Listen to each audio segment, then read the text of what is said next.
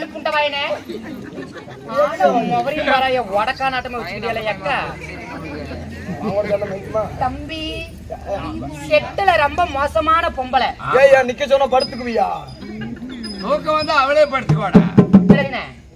ஒரு பொட்ட பொண்ணு கண்ணு முன்ன வச்சுக்கிறேன் பின்ன வச்சுக்கிறேன் எங்கடா தூக்கிட்டு ஏழை விடுற என்னைய நீ பொட்ட பொண்ணுயா கூட அக்கா தங்கச்சிக்கு பிறக்கல இல்லையா பிறந்தாங்க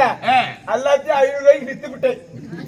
100 ரூபாய்க்கா அது அவங்க மூஞ்சி அதுக்கே போக மாட்டேன் காலில் விழுந்து கொடுத்தேன் அண்ணா யார் அண்ணே என் கூடியா பிறந்த